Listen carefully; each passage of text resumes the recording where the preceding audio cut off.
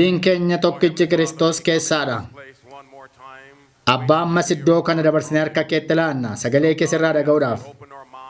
Sammuu keenyaan hubbanii, garaa keenyaan hubbanii waati nuun jettu dhaga'uudhaaf. Maqaa Yesuusiin si kadhanna kan ammoo ameen.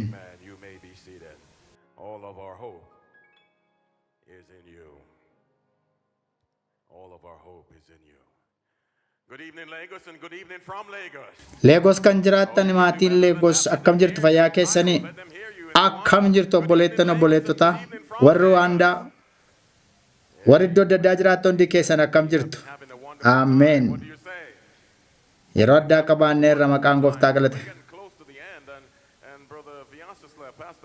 Sagantaa kana keessa sagantaa addaa qabaanneen jedhe sin maal jettu?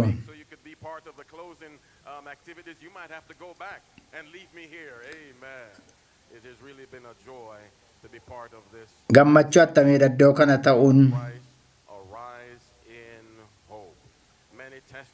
Abdiidhaan ol ka'aa kan jedhu dhugaa baatiin baay'een guutummaa Afrikaa keessaa dhufaa jira. Guutummaa addunyaa keessaa nu qaqqabaara. Mooyyoo irraa kuisinii fageenya irraa biyyoota adda addaa 25 yookaan 26 keessaa hamma xumura sagantaa kanaatti dhaadhannoon keenya abdiidhaan ol ka'aa kan jedhudha. Guutummaa Afrikaa keessatti kana maal jettu sin? Kanaafuu ergaan kun warra Lagos duwwaan miti, Naayijeeriyaa duwwaan miti, Afrikaa duwwaan miti. Ergaan kun guutummaa addunyaafidha. Macaafni qulqulluun wangeelli guutummaan biyya muraasatti lallabamedha miti, guutummaa addunyaattiidha. Biyya nama muraasattidha, lakki namoota hundumaatiifidha. Kana booddee immoo dhumni nu faayidha. Sagalee Waaqayyoo keessa abdii addaa argina yeroo deemne murtee keenyaaf kan nu gargaaru. Namoonni baay'een murteeffatanii kan cuubaman. Namoonni baay'een jiru.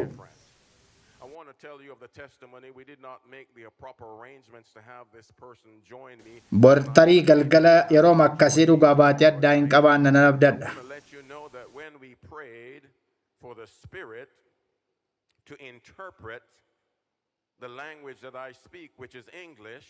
Ingiliffaa yookaan afaan naasaa jiru akka isaan afaan isaa hin dhaga'aniif Waaqayyo godheera. Kanaaf baay'ee galateeffadha. Waaqayyo kadhata keenya deebisa.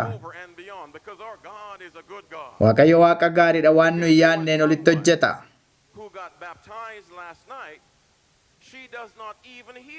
Namni kaleessa cuubame tokko gurri ishee iyyuu naga'u ture. Hin nageessu turte. Warri mallattoodhaan hiikaniif isa hiikamu sana murteeffachiisa waan murteeffattee fi ittiin cuubamte. Hin cuubamte maal jettu kana? Ameen. Kun namoota muraasaan miti, namoota hundumaaf, namoota amanuu fedhan hundumaaf. Kanaaf obboleettii kana yookaan borii yookaan sanbata dhuftu nan argina, isheen humtuyyuu dhugaa baatii mataa ishee kennuu dandeessi. Kana booda wangeela fudhatteetti karaa ishees kan fudhatan baay'ee ta'u.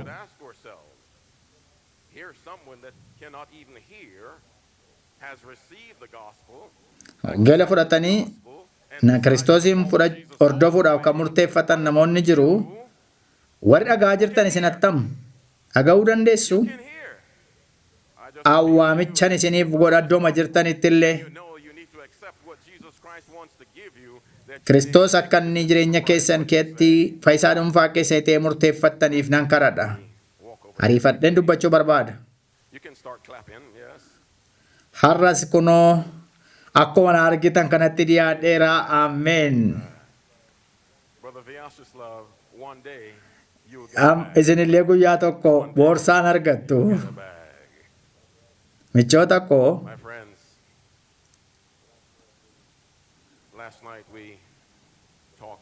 kaleessa galgala waa'ee waggaa kumaa dubbannee turre. Du'aa ka'uu isa duraa booda wanta ta'u. Isa irratti utuun hin darbin isa kaleessaan xinnoo ishee tuquu barbaada.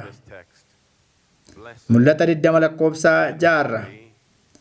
Du'aa ka'uu isa duraa keetti qooda kan qaban kan galateeffamanidha. Duuti lammaffaa isaa irratti gooftummaan qabu. Blessed and holy is he who has been part of which resurrection? Du'aa ka'uu isa duraa keetti qooda kan qaban kan galateeffamanidha.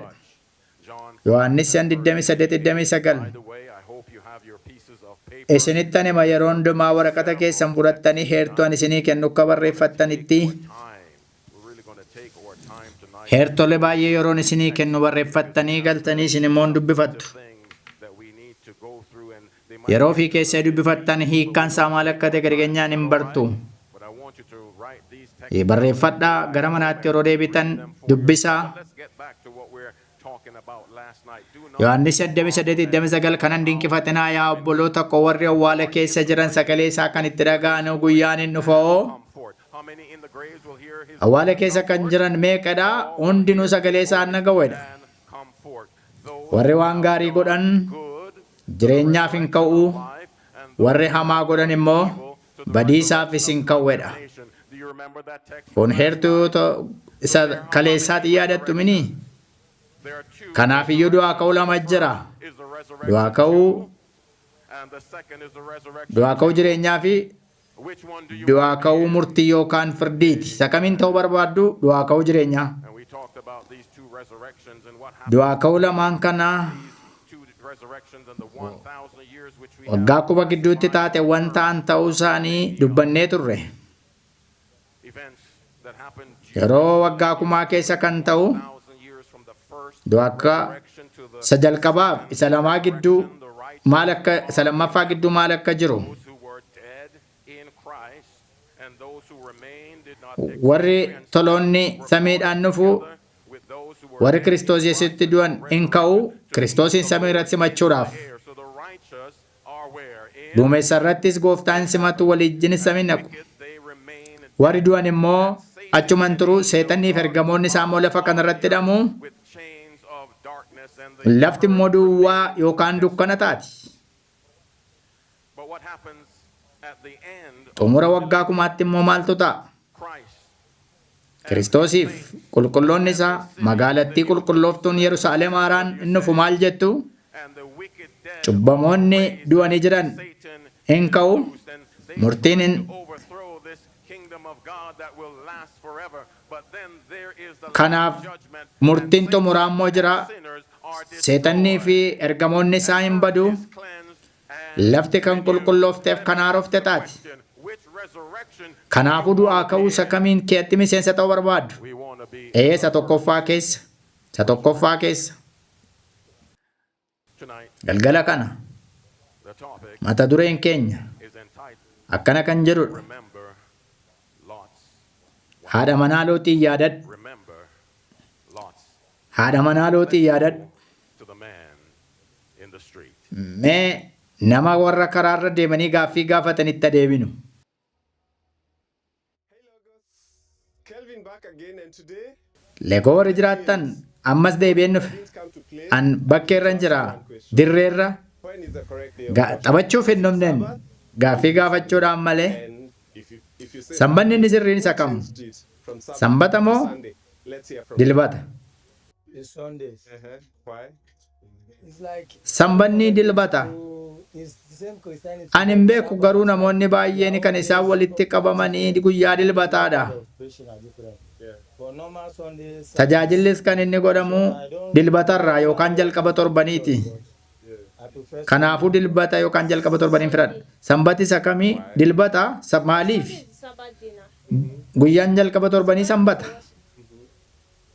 Correct day. Inni sirriin waaqeffannaan guyyaan isa kam? Jalqaba torbaniiti. Maaliif? Because that's when Sababiin isaa jalqaba torbanii waldaadhaan. Macaafni qulqulluun garuu maalidha? Bible says that we should worship on Guyyaa sanbataa akka waaqeffannutti hima. generally Sundays. Garuu sanbatti inni dilbataa garuu namoota baay'eetu waaqeffata guyyaa sanarra. Sanbanni isa kam? Guyyaa kamiyyuu Waaqayyoon waaqessuu hin dandeenya. Guyyaa irratti hundaa'e. According to the Bible, they said Akka macaafa qulqulluutti sanbanni guyyaa torbaffaa guyyaa sanbataa ta'e. it should be the seventh day. Guyyaa torbaffaadha jedhe. You know, Kun baay'ee waliin namadha. uh, Kun baay'ee waliin namadha. Warri kaanii jalqaba torbanirra waldaa dhaqanii waaqeffatu. Monday, Tuesday, Wednesday, Thursday, Friday, Saturday, Sunday. Macaafni qulqulluun garuu guyyaa torbaffaadha. But originally, the week starts from where? Sunday, right? So, Jalqabi torbanii yeroo baay'ee warra kaaniif wixatarraa ka'a. I don't know. Warra kaaniif immoo dilbatarraa ka'a. Akkaataa sanatti sanbati guyyaa torbaffaani Monday, Sambata. Tuesday, Wednesday, Thursday, Fridays, and Friday are working days. They had to put the. warri kaan garuu jalqaba torbaniiti kan isaan sanbata jedhanii yaadan. No, that's Put your hands together for a man in the street. As we Warra karaarra jiraatanii merka keessa rukutaa. people are thinking and what they Odeeffannoo namoonni maal akka waa'ee sanbataa ilaalchiseera ilaaleera. or spoke to his disciples about the last days. Yesus waa'ee guyyaa xumuraa bartoota isaatti yeroo dubbataa ture. Jesus referenced the days of Noah, the eating and the Yesus waa'ee bara kanaas yeroo sana dubbachaa ture. pleasure until the flood came and the rains fell. Keessumaa jalqabayyuu bishaan badiisaatiin biyyi lafaa badin Waaqayyo akeekkachiisa kennaa turaa ture. Utuu bishaan biyya lafaan balleessin namoonni markabatti galan hin jiraatu. Luqaas boqonnaa 17 Yesus akkas jedhe waan salphaa kana. Haadha manaa Looxiin yaadadha. Mina wajjin jedha. Lot's wife, Haadha manaa Looxiin yaadadha. who looked back when she should have kept going Dubartii ishee utuu adeemaa jirtu dugda duuba ishee ilaalte. to flee. Dubartii ishee akka iddoo sanaa baqattuuf ergaa dhageessee garuu dugda duuba ishee To ilaalte. a pillar of salt because of a divided heart. Jesus Dubartii said, ishee garaa gargari ramaa qabaachuudhaan deebitee dugda duuba ishee ilaalte. Haadha manaa Looxiin. remember, Mina wajjirra deebi'aa jedha al tokko. Haadha manaa Looxiin yaadadhu. but there are other instances and several texts in the Bible for which we Hertoleen baay'een macaafa qulqulluu keessa jiru yaadadhu kan jedhu. look at a few of these texts. Mee hertolee muraasa ilaalla. Verse 15, verse 39. Inni tokko lakkoobsa 15 lakkoobsa 59 That you have or on your devices. lakkoobsa 1539 kana barreeffadhaa yaadadhaa. 39. Here, Seera lakkoobsaa 1539 remember all. Say it with me. Remember namni wajjiniin jedha abboommii gooftaa kee hunduma isaa yaadadhu jedha. James chapter 2 and Yaaqoob boqonnaa 2 lakkoobsa 10 text tonight. James chapter 2. galgala kana hirtuu baay'ee isinii kenna. Yaaqoob boqonnaa 2 lakkoobsa 10 Keep the seera hundumaa eegee whole seera hundumaa kan eegu 10 of the commandments, and yet abboommii kurnan hundumaa one point tokko kan cabse garuu of all. akka waan hunduma isaa cabsetti yakkitti murama. John chapter 14 verse 15. You have Yohannis seen this 14:15 one. If you love me, keep yoo na not jaallattan with me. If you love me, keep na wajjin jedhaame yoo na jaallattan my commandments. abboommii koo eegaa. Here's another text that talks about remember. Kun immoo heertuu biraa yaadadhu jedhudha. And verse 2. Keessa deebii 8:2 All the ways the Lord karaa gooftaan kee irra si geggeessu hundumaa yaadadhu jedha. Mee walii wajjin jennu karaa gooftaan kee irra si geggeessu hundumaa yaadadhu jedha. Psalm 105 and verse 5. Faarfannaa 505 irraa Marvelous works. Let's say this hojii together. isaa isa dinqisiisaa yaadadhu jedha. Marvelous works. Hojii isaa isa dinqisiisaa yaadadhu jedha. Marvelous works of God. Hojii ajaa'ibsiisaa Waaqayyoo yaadan. Uumama hojii uumamuu isaa, Of life and sustenance. Remember God's hojii work jiraachisuu of isaaf providence. jireenya nuu kennuu isaa, Remember God's work nu of eeguu isaa, salvation. nu fayyisuu isaa, Remember God's work of deliverance and nu furuudhaaf nu fayyisuu isaa yaadannu jedha. works of God. What do you say? Kun kan Waaqayyo nuuf kennedha. Maal jettu kana? No one can shut. The God Waaqayyo who shuts balbala doors eenyuyyuu that cufuu hin no dandeenye one isiniif can bana. open. The God Waaqayyo who eenyuyyuu protects. banuu kan hin The dandeenye God who balbala immoo bana. provides. The God who is God of all gods. Waaqayyo Waaqa haala hundumaa nu mijeessudha. Works of God. Kanaafuu hojii Waaqayyo hojjete hundumaa yaadadhaa. Here's another. Kan biraan immoo These chapter 12 and verse 1. laba 12 lakkoofsa 1. Amma Thy creator, you can say it with me. Remember now thy creator in the days of yeroo dargaggummaa keetti uumaa kee yaadadhu. days come not, nor the Guyyaan hamaan sun utuu hin dhufin, shall say, I have waggoonni ati natti hin tolan jettu sunis utuu hin gahin, Uumaa kee yaadadhu. And even Dargaggoota. those who are not so young often find excuses as to why they don't want to remember the Creator or why they don't Dargaggoota want to kanaan follow sagaleen kun akka isaara after maal what akka the isaan Lord yaadachuu says for qaban. them to do. Some of the Maal responses gochuun may akka isaan irra go jiraatutti like himaa. this. I have time. Namoonni dargaggoon humna qaba yeroo baay'ee kan isaan jedhani yeroon qaban ammallee We'll make it up later on. waan baay'ee godhee deebi'ee dhufuu nan danda'a jedhanii yaadu. Live my life first. Let Mee me duraan do the dursa few jireenya things koon that I've jiraadhu. been dreaming about. Let me do that Awwaanam first before abjuu I abjuudhe mul'ata spend qabaadhe time to baay'een think qaba meessa about xumureen God dhufa. and remember God of Ergasii who He booddeen is gara and gooftaa what dhufuu He danda'a. said and what He wants me to do. Ergasii boodannee Let me Waaqayyoo live my yaadachuu life danda'a. a Mee little amma bit first. waan hojjechuu qabuun jireenya kootiif hojjedha. Or I'm too messed up for God right now. Let me take some time and try to Mee clean myself yeroo up. muraasa fudhadhee I'm too of messed up qulleessee for God. Several of excuses mijeesseen for those who are young or even those who are not so young, even to say I'm warra not dargaggoota hin ready to taaneefis give up dargaggootaafis everything just as yet. I'm haala hundumaa attached to mijeessee these walii wajjin tokko material ta'ee things. dhiifama I'm gooneen dhufaa attached to namma. these things of the world. These things make me happy. I'm not ready to give these things up. Anamma kan hundumaa But in the isaanii kennuuf word hin of God, it qophoofne says, mee remember now. anamma iddiin qophaa'ee jedhee boodan godha malee amman godhedha. Garuu sagaleen Waaqayyoo maalidha? Yaadadhuedha. Uumaa kee yaadadhuedha. There's another remember. Inni kan biraan yaadadhu kan jedhu tokko We je. really should know this one. What does it Kanan say? beektu sin seera boqonnaa 28 amma The 10tti Sabbath day to do what? guyyaa sanbataa 6 yaadadhu. days shalt thou what? Qulqullinatti eeguudhaaf And do what? guyyaa ja'a hojii kee hundumaa hojjedhu. But the seventh day. Guyyaa torbaffaan garuu The seventh day. You heard the young man on the with the man guyyaa on the street torbaffaan saying garuu the first day is Monday. Well, we know warri the first karaarra day jira is waa isaan jedhan inni Sunday, kaanii Monday, Tuesday, warri Wednesday, kaan Thursday, Friday. jalqaba The torbanii seventh sanbata day wiixata qibxeedha. is the Macaafni Sabbath qulqulluun of garuu the Lord your guyyaa God. torbaffaan What do you say? sanbata Waaqayyo Waaqa keetii jedhamaa jettu kanaa. But as we look at this picture on the screen, Yeroo fakkii kana ilaallu iskiriinii kanarra fakkii jiru ilaaltan. is that someone taking a hammer? Nami tokko madooshaa Part of the law qabatee that jira. God wrote with his own hand. What is that? Waaqayyo kan inni quba isaatiin barreesse rukuchuudhaaf. Maanni Waaqayyo quba isaatiin barreesse sun? Waaqayyo harka isaatiin ka'ee dhagaa irratti barreesse rukutee cabsuudhaaf qophaa'aadha. Harka isaa keessa maal jira? Macaafni qulqulluun sanbanni isa kam akka ta'e nutti hima.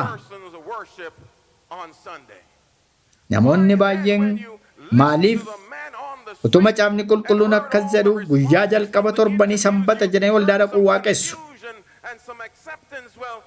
Warri kaan bita galummaa keesseeru. Warri kaan bita galummaadhaan waan namni fudhate kan hundumaa fudhatanii jiru.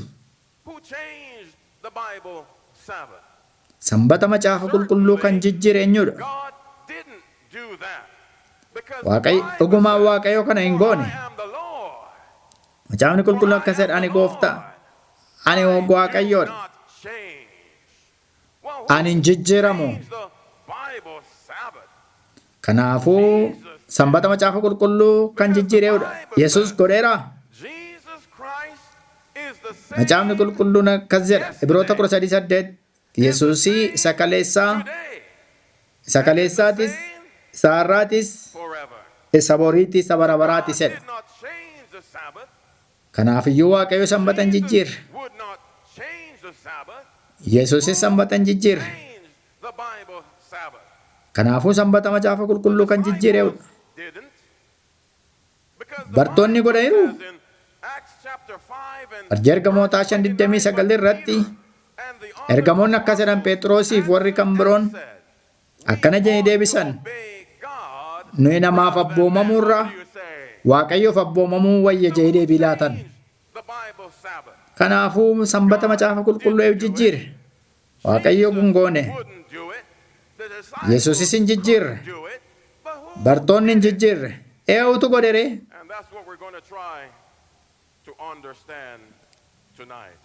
Kanaadha galgala kana waan nu hubachuun nurra jiraatu.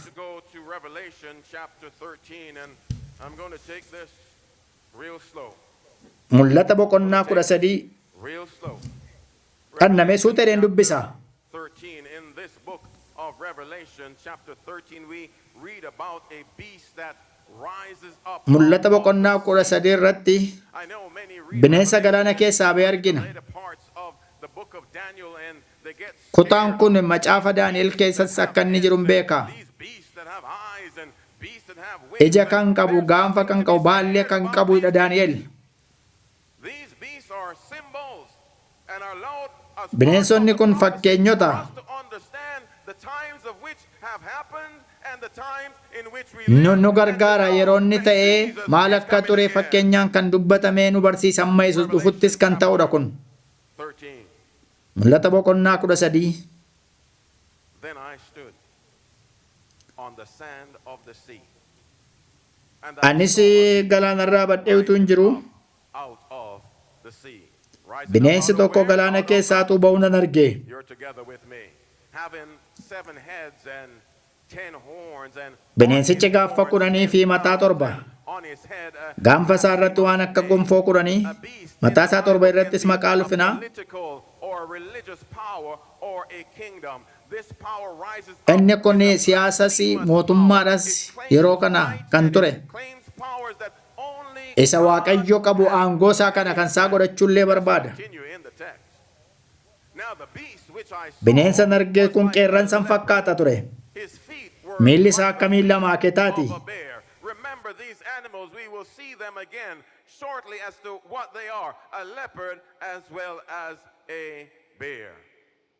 And his mouth Afaansaa like the mouth of a akka afaan lion. leencaati. Dragon gave him his power, Bineensa akka jawwee sunis humna isaa, teessoo isaa, authority. aboo isaa isa guddaas bineensichaaf hin kenne. About these beasts in Daniel, in Revelation chapter 13. Well, if we go to Daniel, Asitti xinnoo bita nama galcha Daani'eliin that same boqonnaa 2 keessatti ilaalaa turre. 7, we're going to Daani'el boqonnaa 7 keessatti amma mooroo laallu that basically parallel what happens in Revelation. isa mul'ata keessatti ta'e hin faallaa asitti immoo wanta ta'u argina amma moo.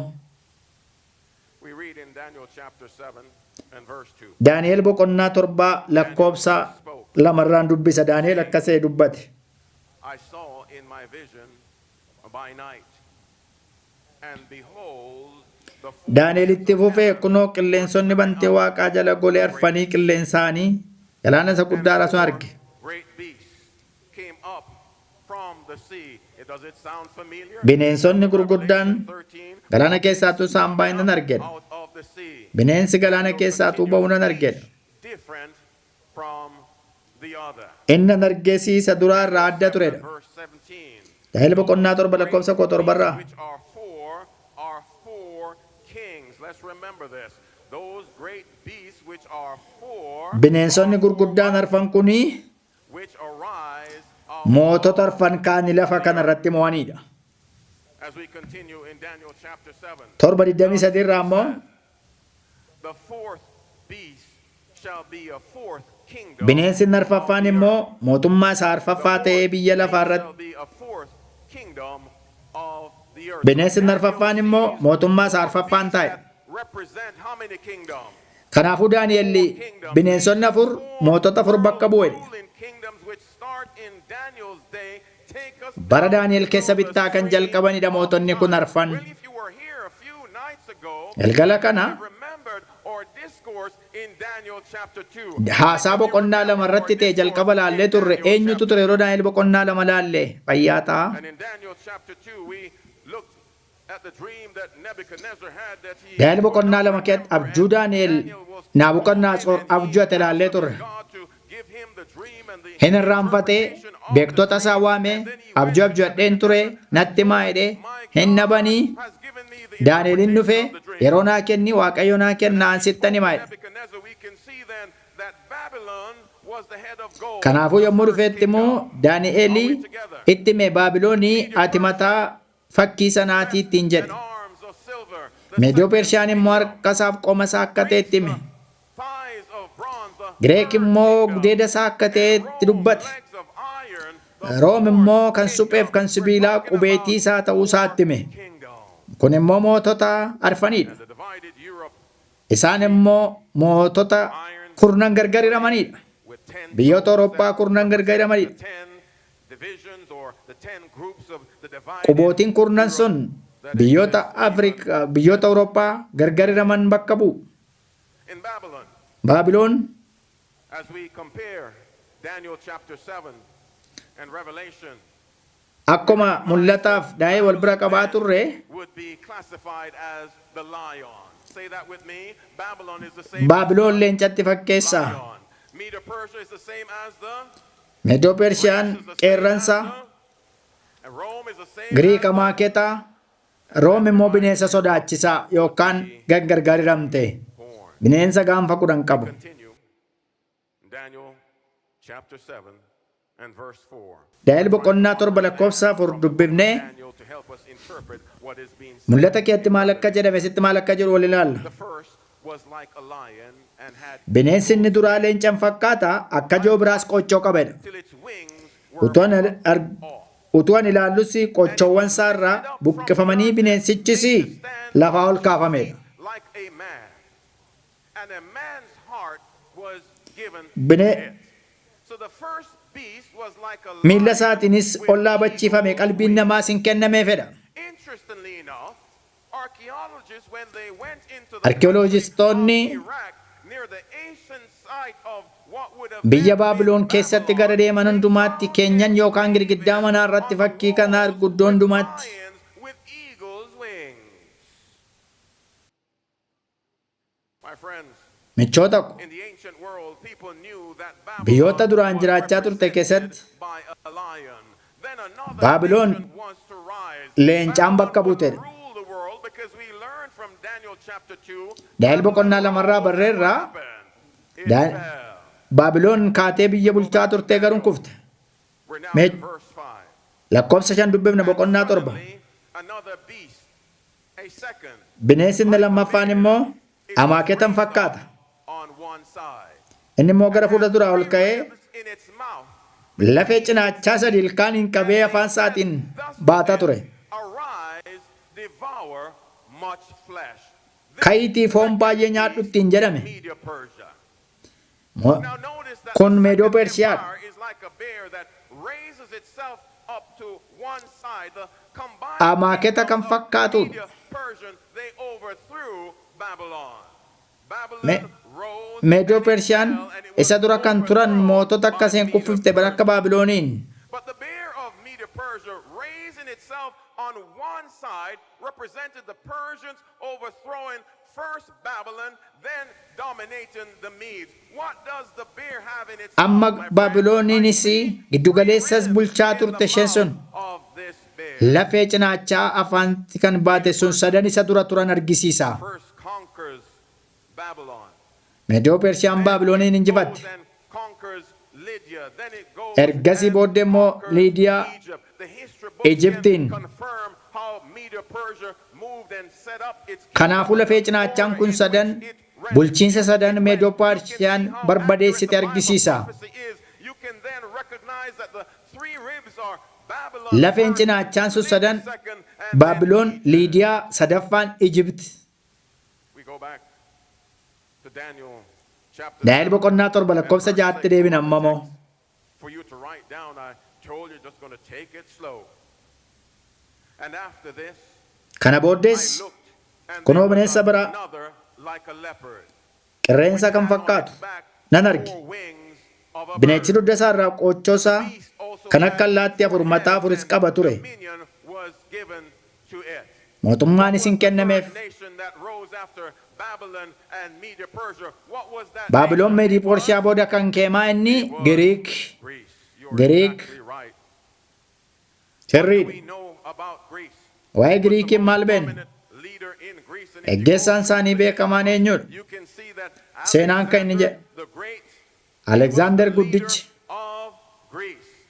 Giriikiin kan Just bulchu over ture. 30 years of age when he conquered the Waggaa entire 30 oliif bulche. known world. Greece conquered Addunyaa the world irrattis beekame. physically and represented by the leopard with its wings. Isheenis immoo qeerransaan bakka buute. Maaliif? 4 heads. Maaliif mataa afur Why qabaatti? 4 heads? Notice once again how perfectly these beasts of Daniel line up with the 4 Mataa afur maaliif qabaatti? empires of the world. History proves this. History confirms this. Seenaan kana ni mirkaneessa. Died when he was just 33 years old, and Waggaa unlike 33 most kingdoms, Alexander's son didn't take Alexander entire guddichi throne. guutummaa Instead, 4 generals divided Generaalota up the Greek arfaniin empire, and each took a portion for kan which bulchaa they ture would rule. guutummaa adda addaa keessatti mataa arfan Babylon, Baabiloon, Media Persia, Meedoo Faaris, Greece. Giriik. But the Bible, my friends, describes a fourth empire. Ammayyuu In Daniel, macaafni qulqulluun understand from mootummaa isaa arfaffaa nutti hima. these 4 beasts that rose up out of the sea. Galaana keessaa kan ba'e waa'ee bineensota arfaa dubbata. And behold, Kana booddees kunoo bineensa arfaffaa halkan mul'ataan nan arge. and terrible, Inni bineensa sodaachisaa, naasisaa, garmalees jabaa ture. had huge iron teeth. It was devouring, Ilkaan sibiila gurguddaas qaba. trampling the Bineensichi nyaateen caccabse. Isaaf immoo miilla isaatiin irra ejjete. all the beasts before. Inni bineensa dura turan irraa kan gargar ta'edha. Gaanfa 10 qaba ture. Daniel chapter 2, we understand from this Daani'el century boqonnaa that korratti this fourth kingdom would be mootota arfan kan hubannee turre inni arfaffaan kun Room declared that ta'a. this fourth beast with iron teeth represents the iron kingdom of Rome. Sibiilli ilkaan isaa sibiila kan ta'e suni Roomidha. Bara Kiristoos keessa In the day kan bulchaa ture Room. and Christianity grew up in Kiristaanonni yeroo guddatan keessa ture guutummaa Roomaa keessatti. describes the collapse of the Roman Empire. We knew that Macaafni qulqulluun garuu kumaatii Roomaa akka itti nutti hima. Beekna kan Baabiloon, kan Meedoo Pershiyaa, fell. Greece as a kingdom Giriik, rose and Meedoo it fell. Paaris, Room So kaanii did kufanii Rome rise and it fell. Roomis ka'ee Of Daniel kufe. chapter 2, as we covered, had Fakkii feet Daani'el of boqonnaan gold, lamaa sun inni iron qubeettiin and isaa clay, sun representing kan sibiilaaf kan suphee sun Roomiin bakka nu bu'a. beast had 10 horns. Rome was divided into Inni 10 arfaffaan main mootummaan divisions. gaanfota kurnan Time of qaba. the barbarian tribes, as they were overrunning Europe, religious apostasy, Guutummaa biyya lafaa keessatti addunyaa amantii hundumaa keessatti conflict over walitti worship, bu'iinsa and the guutummaa addunyaa Sabbath irratti would be changed. sanbati kan inni jijjiiramu kan taasises Daniel chapter 7 and verse 8. Daani'el boqonnaa 7 lakkoofsa I 8. was considering the horns. Utuu ani gaanfota kana laalee yaadu Horn, kunoo gaanfi xinnaan one, kan biraan tokko isaan gidduudhaan quuqee ol ba'e. a little horn coming up. Gaanfa xiqqaan gidduudhaa quuqee ol ba'e. Gaanfota duraa keessaa xinnaa kana duraa jiran sadan buqqifaman. And there in this horn were eyes like the eyes of a Ija man. akka ija namaa gaanfa xinnaa kanatti ture. Afaan dubbii gurguddisee dubbattus isatti ture. The Bible says this little horn arose and was different from all of the rest. Isa kan biraarraa adda akka ta'e nutti hima kun. Evidence to clearly identify this power. Daniel chapter 7. Daani'el boqonnaan and verse 8 eenyu akka ta'e nutti hima. Now the little horn, number Gaanfa one, xiqqaa. rose up among the 10 horns. First, Gaanfi xiqqaan kun gaanfota kurnan keessaa ka'e. among the first 10 horns, if the 10 horns are divisions of Rome, this Gaanfota little horn kurnan sana keessaa ka'e. Gaanfi within the xiqqaan kun divisions of Rome. kun hiramuu Roomiin nutti hima. This, my friends, the 10 horns, as we understood from Daniel chapter 2, is Daani'el whispered boqonnaa lamarraa akka hubattanii among the 10 horns. This little horn Awurooppaa doesn't lixaa come akka isheen in taate Asia, nutti hima waa'ee gaanfota kurnanii in the sana. continent of Africa or in North or South America. Its roots are in the European soil. Guutummaa Ameerikaa addunyaa Awurooppaa keessatti kan geggeessiteedha. Little horn would arise after the 10 horns. Gaanfi xiqqaan kun gaanfota kurnan booddee ka'e. In the days of Babylon, it doesn't come up in the days Bara of Baabiloon Persia. keessa miti, It bara doesn't Meedoo come up Pershiyaa in the keessa days miti, of Greece. It doesn't bara come Giriik up keessa in the miti, days of Rome. It bara comes Room up keessa miti, after the fall of Rome. It's kufaatii Roomaa power that booddee rises out of Rome in the early centuries. The gaanfa kurnan sana booda kan inni ka'e. The little horn, Daniel chapter 7 and verse 8 says, it has eyes Daani'el boqonnaan 7 like a lakkoofsa man. 8 Eyes ija which namaa kan fakkaatu qabaa. represents intelligence, but it's not God's Xiinxaluu yaaduu kan danda'u, not beekuu God's kan danda'u. wisdom, it's man's wisdom. Beekuma Waaqayyoo ogummaa Waaqayyoo miti garuu kan namaadha. Eyes like a man is a human and religious system sirna yookaan bulchiinsa amantiiti. and not God's word. Barsiisa namaati malee barsiisa Waaqayyoo miti. Little horn, Daniel chapter 7 and verse 8. Gaanfi xiqqaan Daani'el boqonnaa 7 lakkoofsa 8 irraa What does it say in Daniel chapter 7 and 24?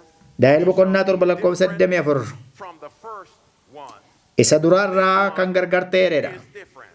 Inni kun It is not adda. primarily a political power, Isa duraa a miti kingdom of a political power. It is a religious power. We're taking our inni time tonight. kan mootummaa siyaasaa geggeessu miti sirna amantii kan geggeessudha. Kan adda ta'eedha. Religious political power. Amantiif siyaasa aangoo amantiif siyaasaa walitti makeeti. Then would this power do? All of the kingdoms have risen Kanaafiyyuu and fell. We argaa have turre mootonni ka'anii that tries to aangoon kun maal gochuu danda'a? even represented by these 10 toes, but this little horn that rises Gaanfi xiqqaan kun hin ka'e power. Well, what will this power do? aangoo qabeenyi aangoo isaa kanaan maal godha? Daniel chapter 7, Daani'el boqonnaa 7 25. lakkoofsa 25 He shall speak great words against who? isa hundumaa gararraa jirutti hin dubbata. High, and shall wear out the saints of who? The Most Isa hundumaa gararraa jirutti hin dubbata. and think to change times, Ayyaana beekamaa seera Waaqayyoo geddaruu si yaada. to change times and laws. This power Yeroof barootas geddaruun barbaada. change the very law of God. Seera Waaqayyoo jijjiiruu barbaada. Law of God. It will Seera speak Waaqayyoo. with power and great authority. Kana jijjiiruuf immoo humna guddaadhaan dubbata. That God has not given them the authority. Waaqayyo immoo aangoo kana hin laanneef akka inni kana godhuuf. Daniel chapter 8 and verse 12. Daani'el boqonnaa 8 lakkoofsa 12 Truth down to the ground, he will do it and also will prosper, but just for a time. kan itti kenname sana hundumaa lafa irratti hin daddarbata. Baraaf yeroo sin geddara. Michoota All koo of this confusion. Why the bitagalummaan kun hundinumaaf dhufe. believe that Namoonni nuyi karaa irratti isaan dubbifne sanbanni maaliif dilbata jedhan yookaan jalqaba torbeetti jedhan yaadu. week and not the seventh day of the week, Sanbanni guyyaa torbaffaa akka hin taane. in the law of God. How Sanbanni guyyaa torbaffaa utuu hin taane jalqaba torbanii kan inni ta'u maaltu bita isaan galche. occur? What happened Akkamittiin itti sanbata gara jalqaba torbanitti jijjiiramuu danda'e kun attamitti ta'e? took place from Sabbath to Sunday didn't just happen overnight. It just took some Sanbata kana fuudhanii jalqaba torbanitti jijjiiruun amma kan ta'e miti adeemsaan kan raawwatamedha. day of worship when God says, remember the Sabbath. Yeroo Waaqayyo sanbata yaadate isaan suutaa guyyaa kana jalqaba torbatti jijjiiran. Guyyaa ja'a hojii kee hojjedhu. My work, but the seventh day. Sanbantiin guyyaa torbaffaatti garuu kan Waaqayyoo ta'uusaa yaadadhuedha. My friends, as I continue to take this slow, Michoota koo yeroo itti ufne kana laal. encyclopedia on page 560, Ensaayikolopoodiyaa fuula 561 Joon A.D.D.Liin kan barreeffame. a Hebrew word that signifies Jecha biruutiin that should sanbanni because boqonnaa jedhamee addaan baafame. God sanctified it and God did what? He rested. Waaqayyoon eebbisee, Waaqayyoon qulqulleessee, Waaqayyoon boqote. Sunday Akka jecha biruutti given by the heathens to the sanbanni boqonnaadha. of the week because it was the day Jalqabni torbanii immoo guyyaa torbanii keessaa isa duraatiidha yookaan isa jalqabaatiidha. O-N of God. Isa jalqabaa torban keessaa isa jalqabaa The emperor Kontaantinos and the mootii Roomaa kan ture. had 3-6-37tti dhaloota Kiristoosiin booda coins that he minted. He also had a big qarshii yookaan horii baase irratti maqaa isaa baasuu yaalee ture. and Constantine desired to unite his empire. Guutummaa addunyaa kanaa tokko taasisuudhaaf yaalaa ture. He then believed that Akkamittiin addunyaa kana guutummaa tokko taasisa mootummoota tokko taasisan akkaataan tokko taasisuu keenni tokko his jalqaba torbanii guyyaa waaqeffannaa gochuudhaan kana barreesse Konstaantiin of the sun. Let the magistrates and the people Guyyaa reside aduu in cities rest. warri qotee bulaan akka isaan hojii hojjetan warri magaalaa garuu akka isaan boqotan Sunday, the venerable day of the sun, suuqonnis akka isaan cufaman work to be dubbatee ture. all workshops to be closed Hojiin hundinuu, everyone should suuqiin rest. hundinuu akka cufamu godhee ture. In that moment, in the days Yeroo of sana Constantine, bara the Konstaanis church keessa and the waldaan, state, mootummaaniif and the waldaan, government were bulchiinsi united mootummaaf together. waldaan And walitti here tokko ta'an. is another amazing statement. Kun immoo heertuu yookaan himaa dinqisiisaa biraadha. Page 809. Catholic World fuula dhibbaaf 89 bitootessa 1994 kan The barreeffame. sun was a foremost god with heathendom. There is Aduun in truth isa guddaa namni waaqeffachuu royal, qabudha. kingly about the sun, making it a fifth emblem of Jesus. Fakkeenya Kiristoos Yesuusiin kan ta'e, Isaaqaa kan ta'e dha haasa'u. Achuma kitaaba sana keessatti waldaan guutummaa addunyaa kana keessa jiraatu maqaa isa waaqa tolfamaa duraa sana eegan, qulqullinaan eegan. Mena eegaa isa namni qulqulleesse. Waaqayyos guyyaa sanbataa eebbise. Waaqayyo guyyaa sanbataa qulqulleesse. Waaqayyo guyyaa sanbataa boqote. Asitti garuu jalqaba torbaniitiin namni kan qulqulleessee kan eebbisee godhee kaa'eera. Kun waaqa ormootaa akka inni ta'e nutti hima. Kana godhanii akka inni waaqayyo qulqullaa godhee kaa'uu barbaadu michoota ko. Walgahii Laadooqiyaa kan jedhamu dhaloota Kiristoosiin booddee 325tti walgahii ta'e irratti kana irratti walii galan. Jaarraa arfaffaa keessa dhaloota Kiristoosiin booda 325tti akka isaanii guyyaa sana hojii akka isaan hin dhanne guyyaa waaqaa akka ta'e kan kabajamu ta'uusaa.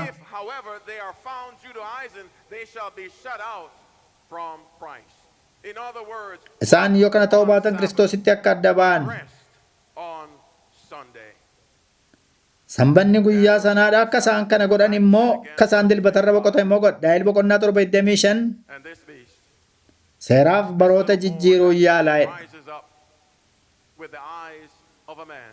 Ija namaa kan fakkaatuun kan kee gaanfi xiqqaan kun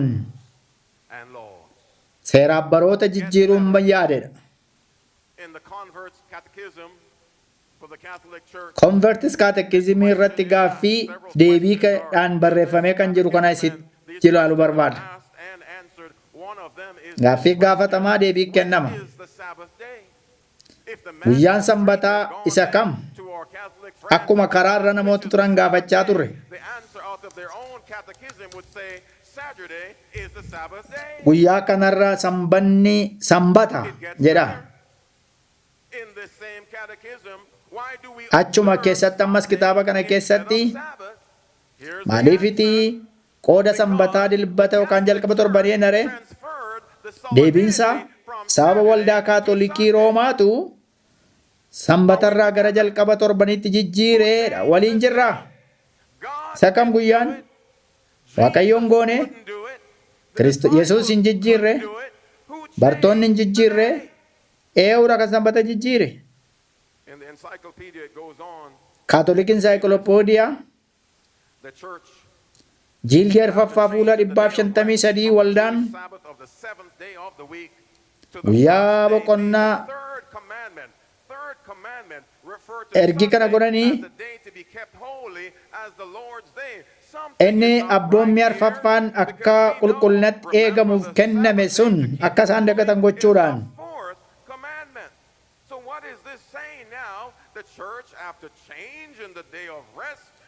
Guyyaa boqonnaa isa ture waldaan heddii jijjiirte. Guyyaa sanbataa irraa gara jalqaba torbaniitti.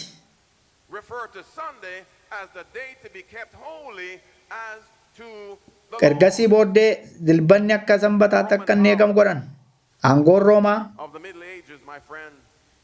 bara jaarraa giddu galeessaa keessaa abboommii isa lammaffaa keessaa haquudhaan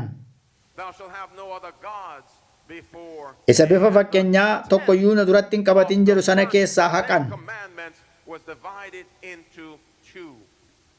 So now, Abboommiin because jalqabaa iddoo we lamatti have the qoodan. second that is gone, remember to keep the Sabbath holy. Inni itti aanu immoo sanbata qulqullina eeguudhaaf yaadadhu kan jedhu abboommi arfaffaa Remember to keep the holy. guyyaa sanbataa qulqullina eeguudhaaf yaadadhu isa jedhu. Who changed this? God did. Abboommin achi keessa irra kana eewutu godhe Waaqayyoodha. Yesuus on goone. The disciples. Eewu jijjiire bartoota We continue.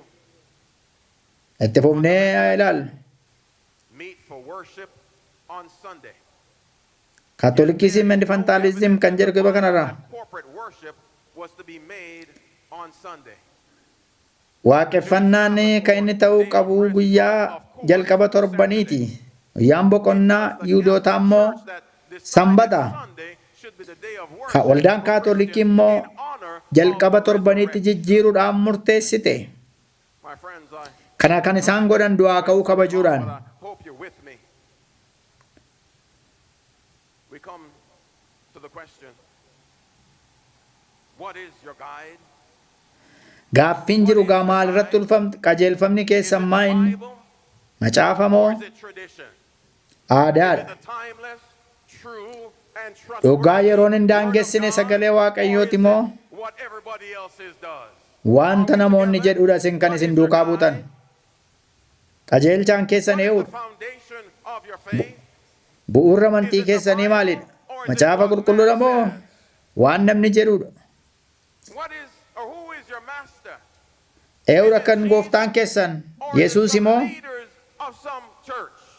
Geggeessitoota waldaa amantii muraasa. Eewu gooftaan keessan. What is the basis of authority in spiritual matters? Is it the church? Bu'uurri or is it hafuuraa macaafa God's qulqulluu kee will? jiru maal? Huh? Fedhii Waaqayyooti moo? Fedhii My namaati. dear friends, Michoota ko. God gave his law. Waaqayyo seera isaa nuu God kenne. wrote his letter of love. Seera sana qubee isaa kan barreessese. To be permanent. Bara baraan akka inni jiraatuuf dhagaa irratti barreesse. Someone, Namni tokko garuu Waaqa osoo hin ta'in, tu Yesuusiin hin ta'in, not the disciples, bartoota osoo hin saw taane, fit to change the law. seera Waaqayyoo kana jijjiiruu yaadde. Would be the day of worship. Ergasii booddee dilbanni guyyaa waaqeffannaa ta'e. Word as written by the psalmist, my Michoota koo faarsaa 89:33. Hankakuu koon cabsu. Dubbiin afaan koo keessaa bu'es akkasumaan gara kootti hin deebi'u. Hin sobu jedha. Dubbii arraba koos hin jijjiiruudha. Waaqayyo qofaadha. Seera Waaqayyoo qofa. Waaqayyo qofa. Jireenya keessan irratti aangoo kan qabu. Jireenya koo irratti aangoo kan qomaa jettu kanaa yeroon haadha manaa Looxitti deebi'u.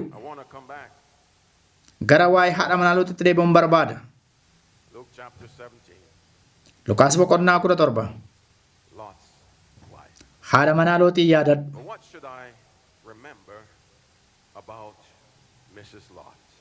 Waa'ee haadha manaa Looxiin maaliin yaadadhaan? Uumama 19:1. Ergamoonni gara Sodomiin dhufani. Looxis balbala Sodom duran taa'aa ture. Looxis yeroo isaan arge lafaa ol ka'e. Gadi jedhees isaaniif sagadee adda isaatiin.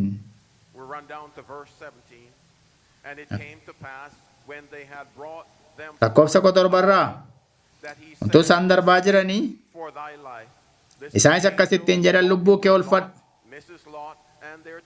Looxitti haadha manaa isaatti ijoollee isaatti lubbuu kee oolfadhu. Gara duuba kee hin ilaalin. Kun sagalee nuyi si abboomnudha. Gara gaarotaatti baqadhu iddoo lubbuu kee oolfachuu dandeessutti jedhan. Addasii lakkoofsa 8 irraa Waaqayyo ibidda room irratti gadi roobseedha. Ibidda waaqa irraatti lakkoofsa 86 irraa. Haati manaa Loot garuu duuba ishee ilaalte. Mee irra deebi'ee jedhu haati manaa isaa garuu duuba ishee ilaalte. Isheenis utubaa soogiddaa taate hafteedha. Ergamoonni gooftaa biraa sagalee fidaniiru. Lallabdoota miti ergamootatu fide. brought Lootii them faadha out manaasaaf of Sodom in that place of evil. Sodomii In that place kabaan of biyya debauchery, rakkistuu sana brought them keessaa out biyya because hamtuu sana that keessaa city was going to be burned. biyya They're baduuf moving jettu out, they're keessaa akka starting to ba'aniif move towards the mountain where the adeemuu angels jalqabaniiru say gara they need to tulluutti. flee, and the angels say, "Do not look back behind thee." Ergamoonni duuba keenya Lot's ilaalin wife, jedhan garuu haati manaa Loot she looked back, duuba ishee she ilaalte became a pillar of salt. utubaa soogiddaas taatee hafte. Four things for us to remember about Mrs. Lot. Waa'ee haadha manaa Lootii waan afur yaadan To remember about Mrs. Lot. wantoota afur yaadatamuu qabu. Waa'ee haadha manaa Lootiin tokkoffaan Although she was married to a righteous man.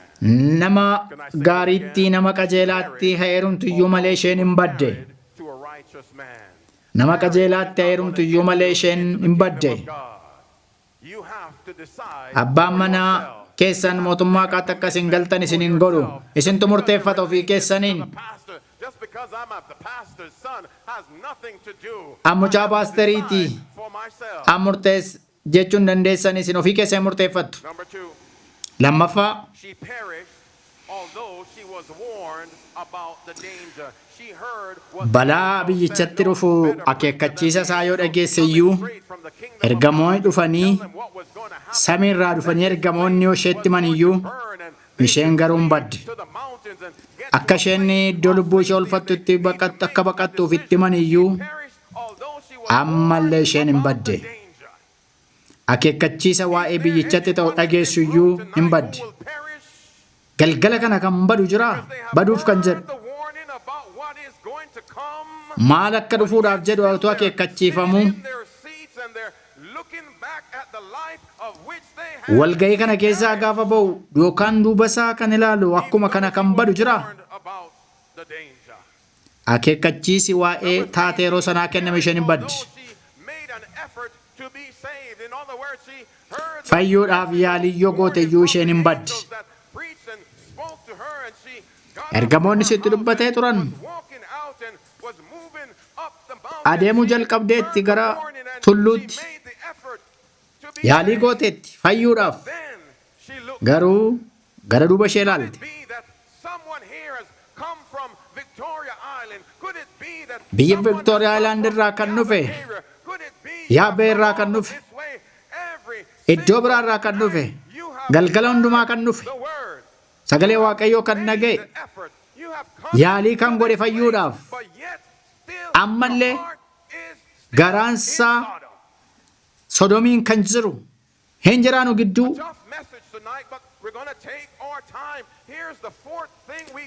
kan biraan as keessaa yeroon fudhadhu garuu saarfaffaattan isiitti dabarsa.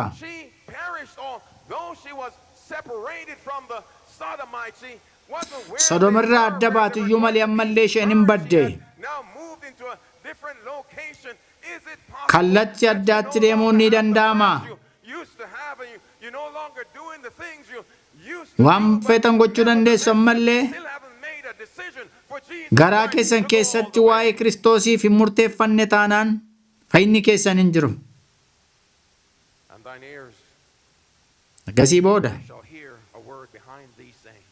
sa'a 31 irraa sagalee dhaga'ame kun karaadha. Isarraa deemaa.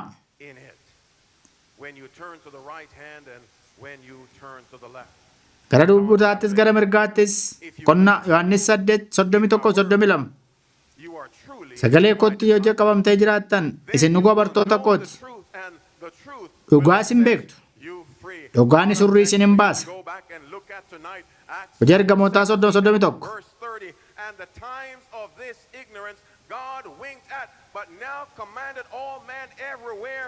Waaqayyo namoota biyya lafaarra jiraatan hundumaa akeekkachiiseera qalbii akka isaan jijjiirrataniif wangeela dhageenyeerra. Waaqayyo maalirraa barbaada? Hunduma keenyarraa. Mana kana keessa kan jiru hunduma keenyarraa. YouTube irraa, Facebook irraa, online kan jirtan, namni kamiyyuu bakka kam kan jirtan akka qalbii jiran irraa barbaada Waaqayyo. Ibroota boqonnaa 10:86 nu garuu beekaa cubbuu yoo hojjenne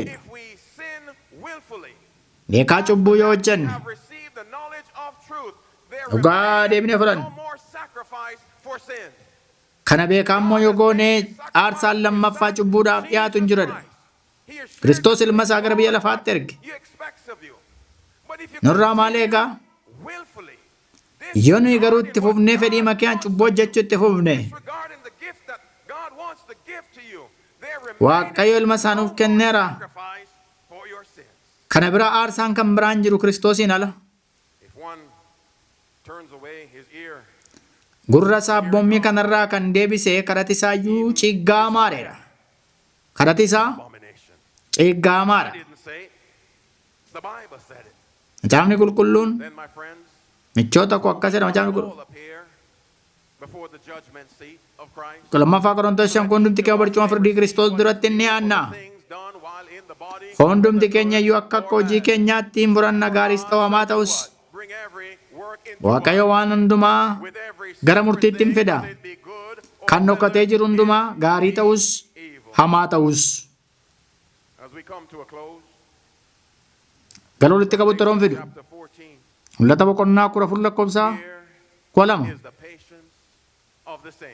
As jira obsi qulqullootaa. As jira obsi qulqullootaa. Abboommii Waaqayyoo kan eeganu.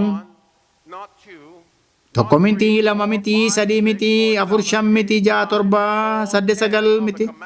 Yookaan 10 miti. 10 saa'u. Kan eegan. Mul'ata 22 Abboommi isaa kan eeganuu kan galateeffamanidha. Isaan muka jireenyaatti nyaachuuf jiru. Keellaadhaanis mandarichatti hin seenuudha. Ameen. Yaadadhaa. Yaadadhaa. Guyyaa sanbataa qulqullinatti eeguudhaaf yaadadhu. Guyyaa ja'a jiruu kee hundumaa godhi. Guyyaa torbaffaan garuu sanbata Waaqayyoo keetiiti. Waaqayyo hin jijjiirre, Yesuus hin jijjiirre, bartoonni hin jijjiirre. Guyyaan sanbataa, sanbanni sanbata Waaqayyooti. Waaqayyoof guyyaan hundumtinuu wal fakkaataa miti. Guyyaan sanbataa guyyaa addaati. Guyyaan eebbisi, guyyaan qulqulleessi,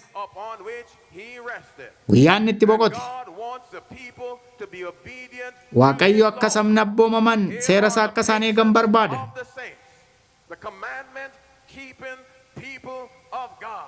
Saba abboommii Waaqayyoo eegan. Galgala kana filannoo gochuu dandeenyu qabna. Macaafa qulqulluu moo aadaa? Geggeessitoota amantii moo Yesuusiin filanna? Waan namni amanu waan namni haasa'u moo seera Waaqayyooti? Barsiisa namaa moo qajeelfama Waaqayyoo filanna? Karaa namaa moo karaa Waaqayyoo filanna? Filannoon keessan isa kam galgala kana? Filadhaa ofii keessanii.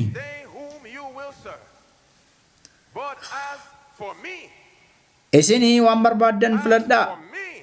Waaqayyoon anaaf garuu aniif maatiin koo Waaqayyoon filannaa.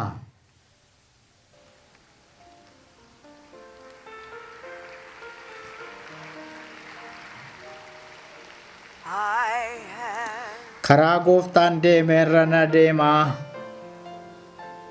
Jedha faarfannaan faarfatamaa yeroo koon.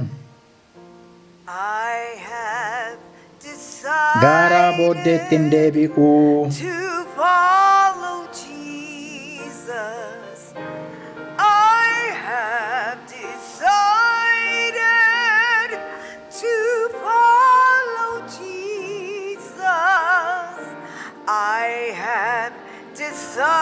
Decided to follow Jesus, no turning back, no turning back. Though no one joins me, still I will follow. If no one joins me,